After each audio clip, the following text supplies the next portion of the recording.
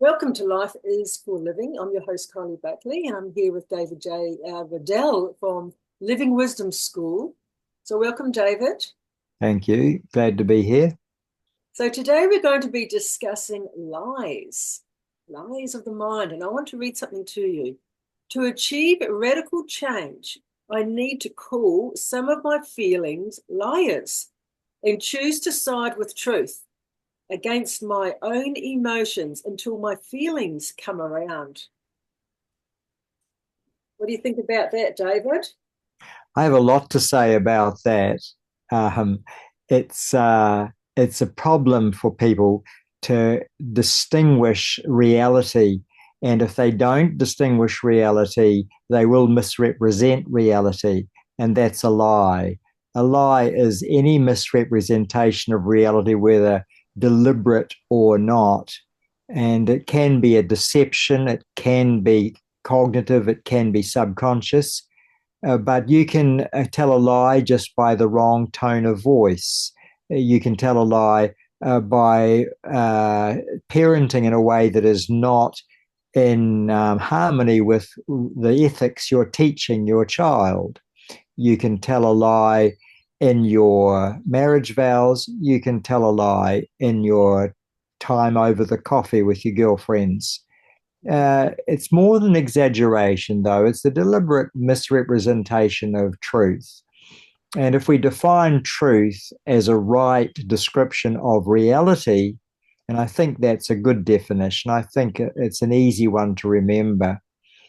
If we think of truth as a right description of reality, then we mustn't misrepresent how reality works, how successful marriages work, how God operates, how life operates, how finances work. Those are all the need to harmonize our mind with the truth. And as Christ said, when you know the truth will set you free. Excuse me, I'm just plugging in my laptop. And if you believe a lie, it's always going to cause a problem in your life.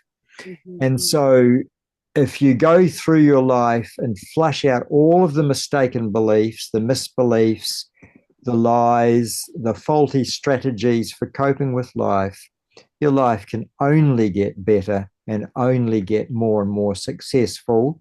The problem is that by and large, people are content to believe mistaken beliefs. Searching for truth is not important to them, it's not a priority, and they're happy to swallow lies about um, atheism and evolution and success and money and financial prosperity. They're happy to believe lies about friends and family. And as a result, chaos continues. And alienation is always the result of believing lies about people.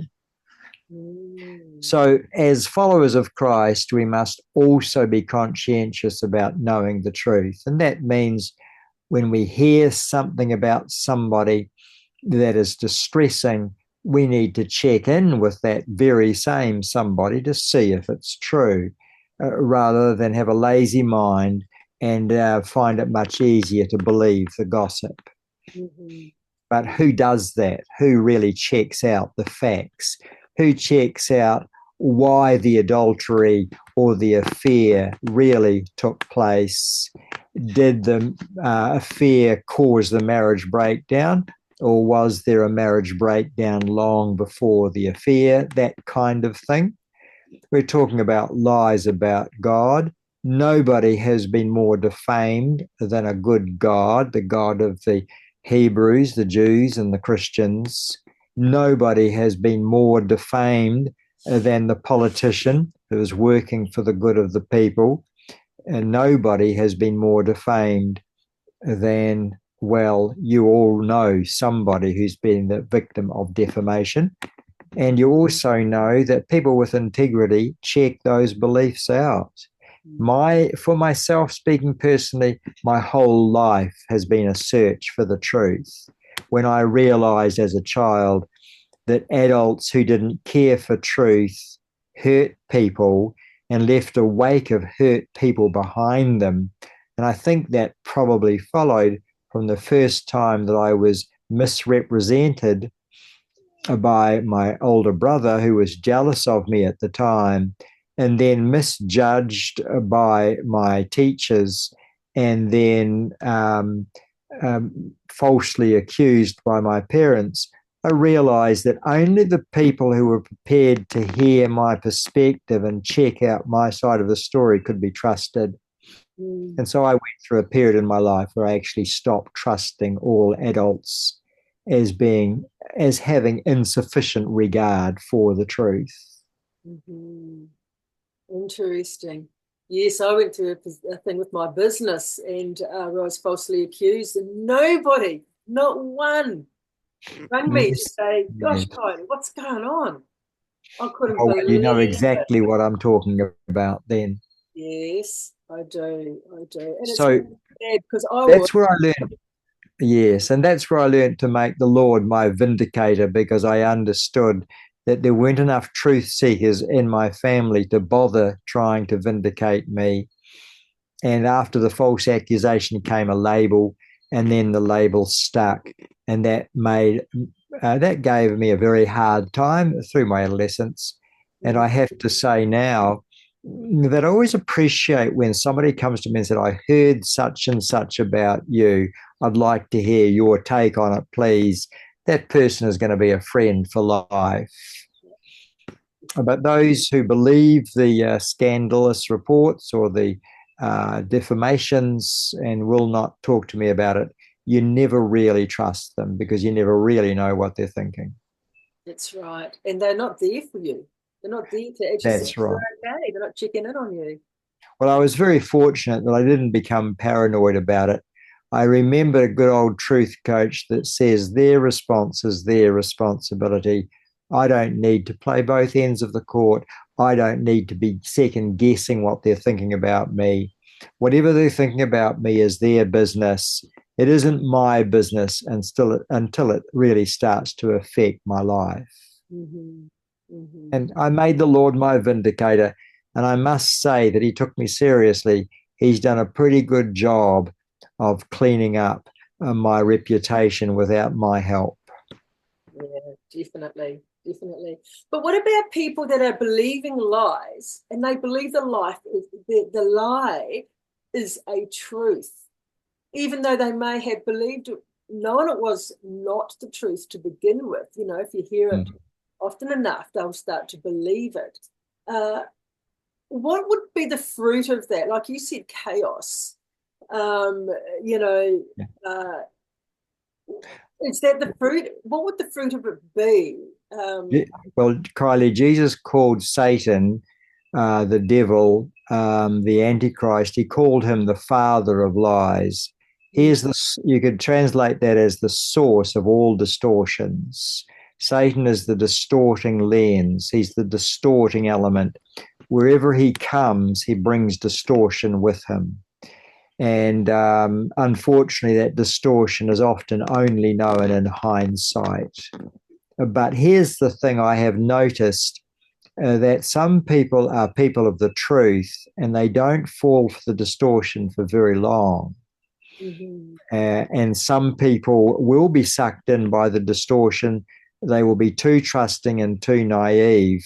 But even those people will figure it out eventually if they have a love of truth. It's like watching a drowning person slowly come back to the surface. Some people, the people of the truth, bob up immediately after the wake. Others sink below the surface, never to be seen again. Mm-hmm. And again, Christ divides people up into the children of light and the children of darkness. And he makes it quite clear that all who are children of the light will find their way to him one way or another. And all who are children of darkness will avoid the truth and hate the truth and avoid anybody who tells them the truth. Mm-hmm. And sometimes we see the death of truth at funerals. Sometimes we see it at the outbreak of war. sometimes we see it when a fad goes through society.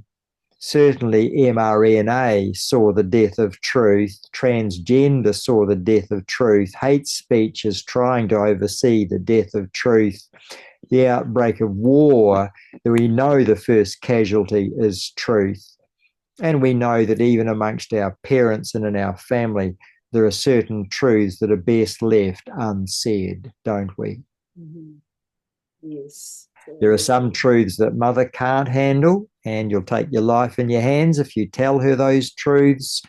There are some truths that father can't handle, and you'd be best to hold your tongue and say nothing. Yes. Wisdom. M. Scott Peck, the author of The Road Less Travelled, wrote an even better book that didn't get the same popular acclaim.